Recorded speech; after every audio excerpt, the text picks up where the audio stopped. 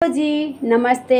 मैं हूं आपकी छोटी बहन और आप लोगों का बहुत बहुत स्वागत करती हूं। दोस्तों, लोग कहते हैं कि बेटियां क्या कर लेंगी। हम बताएंगे आज बेटियां क्या कर लेंगी। आज का हमारा विषय है बेटियां क्या कर लेंगी। तो मेरा भी विषय है कि बेटियां क्या कर लेंगी। देखो, हम बेटियां ज़रूर हैं जनाब, अगर करने पे आ जाए ना तो लड़कों को पीछे छोड़ देंगे। देखो, मेहनत, पढ़ाई बहुत ज़रूरी होती है। जीवन में कुछ मिले या ना मिले, लेकिन शिक्षा ज़रूर मिलनी चाहिए। शिक्षा के बिना सब कुछ अधूरा है। जब आप पढ़े लिखे होते हो, कहीं बाहर निकलते हो नौकरी करने के लिए, तो सबसे पहले आपसे पूछा जाता है कि आप कितना पढ़े लिखे हो, आपका बायोडाटा क्या है, आप आखिर ज़िंदगी में करना क्या चाहते हो, आपको मैं कैसा काम दूं कि जो आप अच्छे तरीके से भले भांति संभाल लें। जीवन में बहुत सारी मुश्किलों का सामना लोग करते हैं, तब जाके नौकरी भी मिलती है।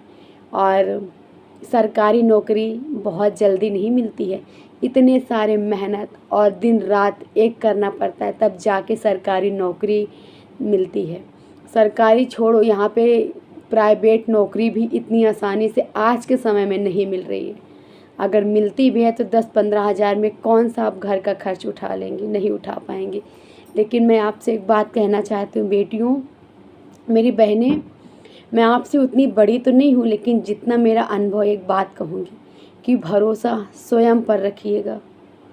माता पिता भी एक समय के बाद वो भी आपका साथ छोड़ देते हैं, क्योंकि एक बार अगर बेटी की शादी हो जाती है ना, तो हम बेटियां पराई हो जाते हैं। ये कहते हुए, ये सुनते हुए आपने ज़रूर सुना होगा किसी के मुंह से कि बेटियां तो पराई होती हैं, बेटों के लिए ही लोग परेशान रहते हैं। लेकिन मैं बताना चाहती हूँ कि बेटियां हर एक वो काम कर सकती हैं जो शायद लड़के नहीं कर सकते हैं। हम बेटियां ज़िंदगी में बहुत आगे तक जा सकती हैं, लेकिन हमें आगे ले जाने वाले बहुत कम लोग मिलते हैं। कभी समाज के ताने, कभी परिवार की बातें हमें तोड़ कर रख देती हैं, इसीलिए हम अपने पढ़ाई को पूरा नहीं कर पाते हैं।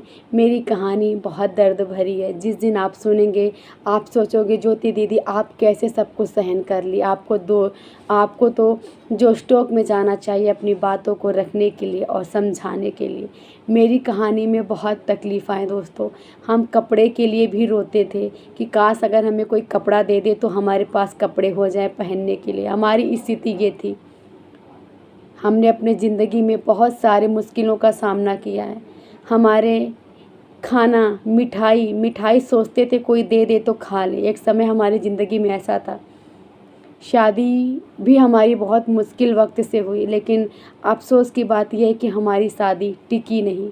किसी कारण की वजह से हमारी शादी टूट गई और हम हस्बैंड वाइफ अलग हो गए। करने वाला भी कोई और था, ना कि हम दोनों थे। रीजन कहते नहीं, जब आपके रिश्ते में कोई तीसरा व्यक्ति आ जाता है तो आपको रिश्ता नहीं रह जाता। आपका रिश्ता टूटने से कोई व्यक्ति नहीं बचा सकता है। मेरी कहानी बहुत बड़ी है। मेरी कहानी को जानने और समझने के लिए आपको बहुत गहराई तक जाना होगा और हमारे चैनल को ज़रूर सब्सक्राइब करना होगा।